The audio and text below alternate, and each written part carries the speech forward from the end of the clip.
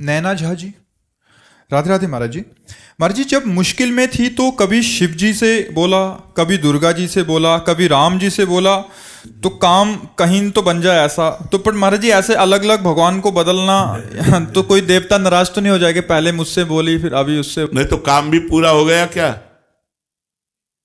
काम तो नहीं हुआ महाराज जी। कैसे हो जाएगा?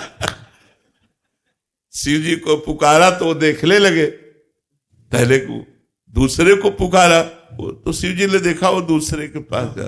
देखो, हम एक आपको उदाहरण बताते हैं। अगर एक कुत्ता इस दरवाजे में पड़ा रहे, कहीं जाए ना, तो उसका ना जाना हमको इतना प्रेरित करेगा कि वो एक दिन भूखा भले रह जाए, दूसरे दिन से भूखा नहीं रहेगा। रोज दरवाजे पर निकलने पर जब हमको पता चलेगा कि ये कहीं किसी के दरवाजे नहीं जाता, केवल मेरे ही दरवाजे पे पड़ा रहता है, तो उसका पड़ा रहना हमारे ऊपर भारी हो जाएगा और हमारा कर्तव्य बन जाएगा कि यार इसको रोटी दे दो। जब कहीं जाता, और अगर ये पता है 4 दरवाजे पे जाता है, तो भूखा रह जाएगा, क्योंकि वो समझेगा उनके दरवाजे में मिल गया होगा, वो समझेगा उनके दरवाजे में मिल गया होगा। तो इसीलिए हमको भगवान की अनन्य भक्ति करना चाहिए। किसी एक भगवान को पकड़ लो। भगवान बहुत नहीं, तत्व में एक ही भगवान है। अवतार में, रूप में, लीला में अनेक रूप धारण किए हुए हैं, और ये सब संसार रूप भी भगवान ही है। तो हमें एक रूप भगवान का पकड़ना चाहिए। कि जैसे गोस्वामी तुलसीदास जी कहते, बने तो रघुवर ते बने और बिगड़े तो भरपूर, तुलसी औरन ते बने ता बनवे पे धूर। यदि बने तो भगवान श्री राम के बनाए बने, अगर किसी और भगवान के बनाए बने तो उसमें धूर पड़े, मुझे नहीं चाहिए, तभी अनन्यता आएगी।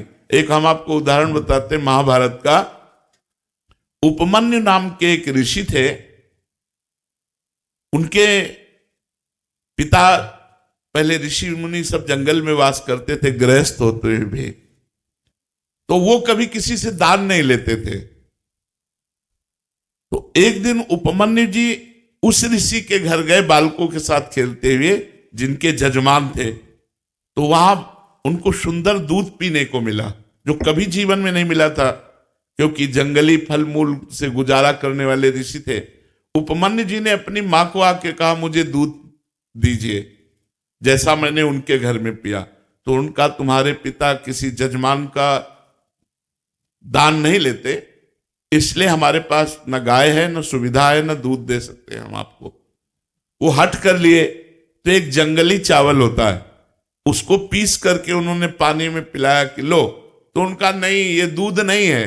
तो उनका, अगर तुम्हें दुग्ध ही पान करना है तो भगवान शंकर की आराधना कर। बड़े आवेश में कहा, और जो चाहेगा तुझे प्राप्त होगा। तो उनका, माँ फिर मुझे आराधना का नियम बताओ। तो उन्होंने नियम बताया और पंचाक्षरी मंत्र उनको दिया।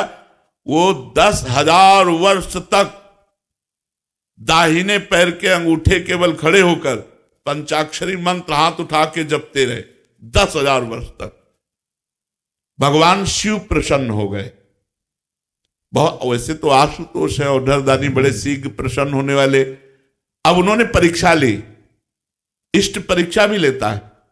उन्होंने परीक्षा ली, वो देवराज इंद्र बन गए और नंदिकेश्वर एरावत हाथी बन गए, और जितने शिव पार्षद थे वो सब देवता बन गए, और अंबा जी, भगवती पार्वती जी इंद्राणी बन गए। और उनका वरम ब्रूह, नेत्र खोलो और वरदान मांगो। उन्होंने नेत्र खोला, देखा ये तो देवराज इंद्र का समाज, उनका जो तुम्हारी इच्छा वो मांग लो। तो उन्होंने प्रणाम किया और कहा, देवराज इंद्र और समस्त देव समाज, आपके चरणों में प्रणाम है, पर आप जाइए, मुझे आपसे नहीं चाहिए, मुझे भगवान शिव से चाहिए। चूंकि भगवान शिव ही थे तो उपहास करने लगे। तो उनका, सावधान, मैंने ना आपको बुलाया है, न मैंने आपसे मांगा है, आप स्वयं आए हो तो हम आपको नमस्कार करके वापस भेज रहे हैं। पर यदि आप हमारे इष्ट की निंदा करेंगे तो आप ऐसा ना समझिए, हमारे इष्ट के मंत्र में इतनी ताकत है कि मैं एरावत सहित तुम्हें अभी भस्म कर दूंगा। अब चूंकि भगवान शिव थे तो डरने वाले तो थे नहीं, फिर उपहास करने लगे शिव का। तो एक अघोर मंत्र है भगवान शिव का। हम लोग जब संन्यास मार्ग में थे तो उस मंत्र का परिचय हमें प्राप्त है।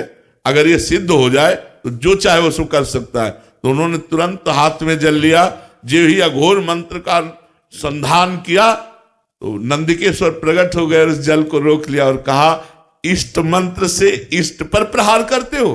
तब देखा तो भगवान शंकर, पार्वती और समस्त पार्षदगण तो उनका त्राहिमाम शरणागत वत्सल भगवान शिव रक्षा करो। हमने तो देवराज इंद्र समझकर प्रहार किया। बोले नहीं वत्स, मैं तुम्हारी परीक्षा लेने आया था कि देखें तुम एकनिष्ठ हो या केवल अपनी चाह पूर्ति करने वाले, जैसे आपने प्रश्न किया। अब बोलो क्या चाहते हो। तो उनका जो हमारी कामना थी उसकी पूर्ति होनी चाहिए। तो उनका क्षीर समुद्र से, जिसमें भगवान शयन करते हैं, उस क्षीर समुद्र से रोज तुम्हें दुग्ध आएगा। और अजरश्चैव अमरश्चैव, और जब तुम हमें याद करोगे मैं प्रकट हो जाऊंगा। तो अनन्य निष्ठा से ही वस्तु की प्राप्ति होती है। ये जो कि लक्ष्मी जी से बना तो बना, नहीं तो पार्वती जी से बना तो बना, फिर भद्रकाली से बना, कि कोई ना कोई तो सुन ही लेगा, कभी तो कोई नहीं सुनेगा। महाराज जी हमारी स्थिति ऐसी है कि जैसे आपसे राधा नाम सुना कि एक केवल राधा नाम जपिए और सारी बात बन जाएगी, तो राधा। कहीं हनुमान जी का सुना कि मतलब भूत प्रेत निकटना है, फिर शिव जी का सुना कि जल चढ़ाओ, तो ऐसा उसकी एक देखो तत्व एक है तो एक से ही काम बन जाएगा। जब तक एक में नहीं लगोगे तब तक आध्यात्मिक उन्नति नहीं होगी। आप ये पक्का समझ लीजिए।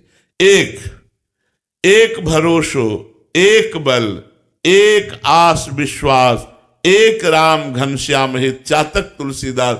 एक जगह कहीं लग जाओ, एक जगह लग जाओ। अगर आप राधा राधा कहते हो तो सारे विघ्नों की शांति और समस्त कामनाओं की पूर्ति हो जाएगी। चुपचाप लगो। अगर आप राम राम कहते हो तो वैसे ही लाभ प्राप्त होगा। आप शिव शिव कहते हो तो वैसे ही लाभ प्राप्त होगा। हमारे भगवान के अनंत नाम है, अनंत रूप है। हम अनंत रूपों की आराधना नहीं कर सकते। किसी एक रूप को पकड़ो, किसी एक नाम को पकड़ो। इसीलिए गुरु बनाया जाता है कि गुरुदेव जो नाम रूप मंत्र दे देंगे वही हम भगवान की आराधना करेंगे, तभी सफलता प्राप्त होती है। तो अब प्रारंभ में तो वैसे सबकी भक्ति ऐसी होती है, लेकिन अगर आप वास्तविकता में लाभ लेना चाहते हो तो आपको एक में आना पड़ेगा। किसी एक भगवान के रूप को चयन कर लो, एक नाम चयन कर लो और उसी से बेड़ा पार हो जाएगा।